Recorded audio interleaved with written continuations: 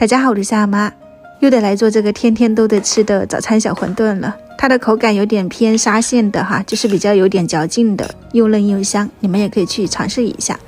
里面的肉馅就是纯瘦肉条的，我今天买的是这个前腿肉，没有什么肥肉。它的做法的话呢，其实和我们之前做的扁肉或者是肉丸子、云吞馅都差不多哈，大差不差的意思了。然后我今天赶早还去买了一块我特别喜欢吃的这种猪颈肉，也就是松板肉哈，用它来做烤肉都是很香的，挺难买到的，所以今天早起还是收到了一份礼物。先把肉洗干净以后，我们要把里面这种筋膜啊、泡泡肉都给它切掉，这个在打肉的过程中是很影响口感的，但也不要把它扔掉了，你可以给它切成片以后用辣椒炒着吃，就是辣椒炒肉了，这个可以留给孩子他爸吃。切好的精瘦肉我刚刚称了一下，一共是有650克，然后给它切成小块，直接就可以放进绞肉机里面。绞肉之前就直接把味道调好吧，就是方便又省事。650克的肉放了7克的盐，3克小苏打，这个是嫩肉的，还有味精3-5克都可以。这个真的大家不要太怕它，其实它真的很干净的哈，它就是粮食来做的，只是你要控量就行了。再加一点胡椒粉、姜粉，一丢丢就行，1-2克，这个主要是去腥，再加一点虾皮提鲜。现在天气比较热，我直接用的就是冰块了，没有用那个葱姜水或者是冰水。这里是200克的冰块，我们先给它捶碎，捶成这种碎冰渣，再加进去，这样的话呢，绞肉机就不会有那么大的损耗了。再加入2勺的木薯淀粉，大概30克。接下来就是你用高速搅打，给它一直搅，搅到大概有20秒钟停下来。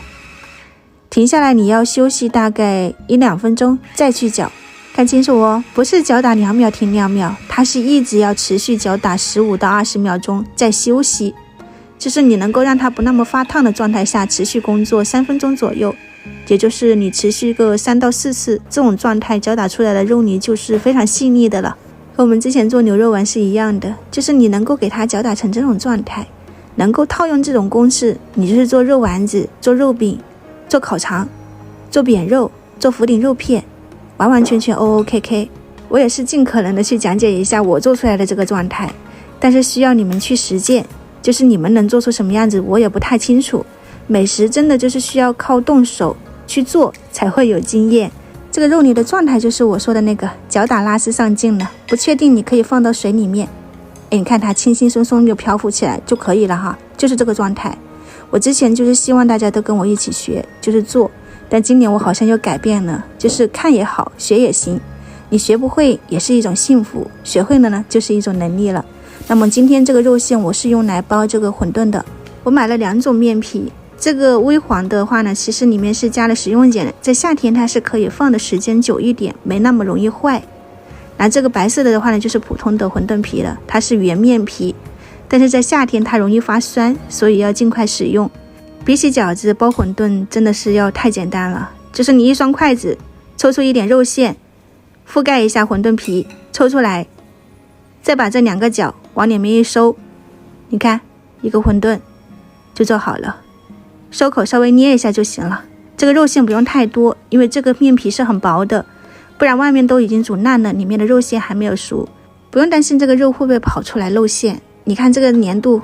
完全可以了哈，我包的话呢就是随便了，没有这么讲究，把肉包进去就行了。这里1斤多的肉包了大概是有5-6块钱的馄饨皮，个数我就没数了，应该有100-200个左右。包的速度一定要快一点哦，这个馄饨皮是很容易干的。包完了以后要撒一点玉米淀粉抖开，像这样子它们就不会粘在一起了。不管是包饺子还是包馄饨哈，它一定是要包好了以后一定要快速的去密封的，它这个面皮容易被风干，变硬了就不好吃了。